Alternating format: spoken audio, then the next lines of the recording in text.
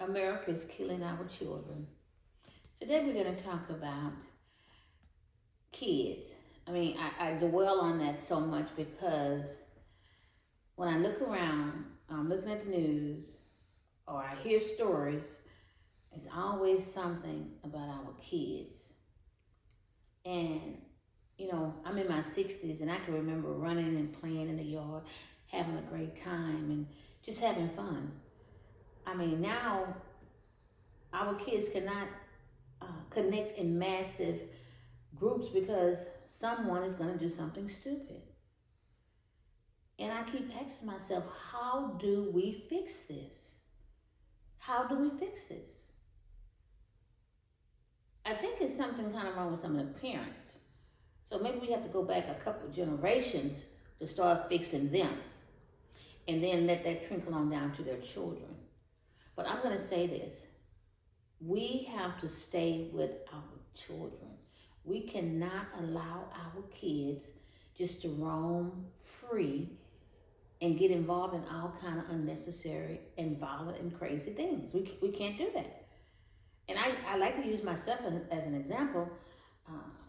My granddaughter went to a party, and so I guess she thought, I'm going to this party, I'm going to have such a great time. And she did. But her mom was in the driveway at the party, at the people's house.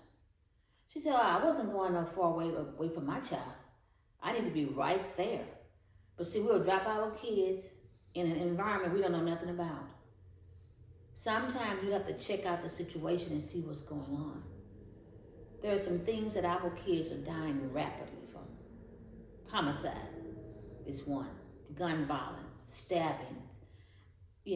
What kind of kids in their, not even in their teens anymore, are stabbing other kids? We got to get a grip on that. I can't control my kids' screen time. I can't control my kids leaving out the house. Who's the parent?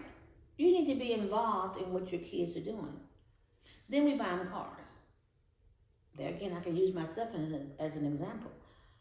My granddaughter, she's going to get a car soon, but there's going to be some guidelines. There's going to be some trackers on it. If she misbehaves, she won't be driving.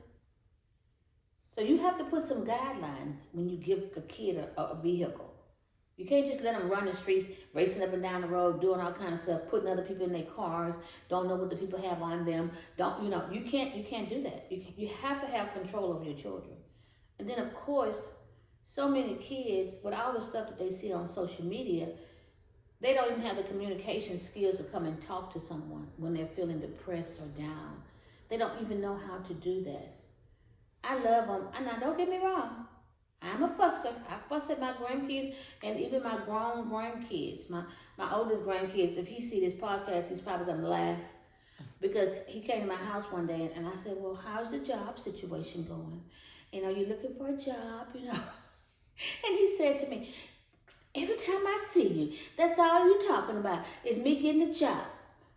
I'm like to myself, and I'm going to keep talking about it. I just have to rearrange what I'm going to say to him, but I'm going to keep talking about it. So a lot of times kids have mental challenges and they commit suicide because they don't have anyone to confide in, to talk to. You have to let your kids know that you're the backbone. You're the person that they can entrust, and even if they can't express themselves to you, at least be willing to ask for help. Get these kids off of social media. I am a strong believer in it. I'm on it right now. But I'm also a believer that you cannot let other people raise your children. Do not let other people raise your children. We have strong morals and values in our African American families. We should live by that. We should make sure. And then a lot of times, kids have, I've never seen so many kids with cardiac arrest disease. Because you know why? Because they are not exercising. They're sitting down, doing nothing. One of my grandkids got sick and my husband said, well, that's because he sat down all day and played those games for hours. And so I was like, well, how could that happen? He said, because his body is not moving. He's not moving his body. So we got to make sure that our kids will have some type of activities. Get them involved in stuff. And like I said, baseball, basketball, volleyball, cheerleading, run track. Get these kids involved in some things so they can be in a better position, so they can be healthier. Help your children. And then I know a lot of times there are kids who can't determine their circumstances. Like I said, there are parents who have not prepared themselves. And people say, oh my God, why are you saying that? I'm just speaking the truth. I'm not going to say it's not a struggle to prepare yourself. And you don't really have to have that much for your kids to understand. Go to school, go enjoy your life. You're a kid. You know, I want you to have a great life as a kid. You don't have to have a lot. Most kids just want some love. I mean, I hope we all know what that is, to love your children. So most of them just want some love. But I am saddened because there's so many kids. I just never seen such an alarming rate of kids going through the things that they're going through. So I'm asking us today to step up, to be a good parent. And even grandparents, I know it's hard because we're older people, but we have to be involved too. You know, if my relatives having birthday parties out of town, baby, we scraping up every little dime we can. We trying to figure out 6 months in advance how to get to the party because we want to be involved. We want to let even the nieces and nephews know. I went to a party Saturday night, and the young man they were honoring, they said he's never missed a baby shower. He's never missed a graduation. He's never missed a birthday party for one of his nieces and nephews. He have no kids, but he's been right there as a father figure for those kids. And I mean, when I say they love their uncle, they love their uncle. So most kids want everybody. It's just some love.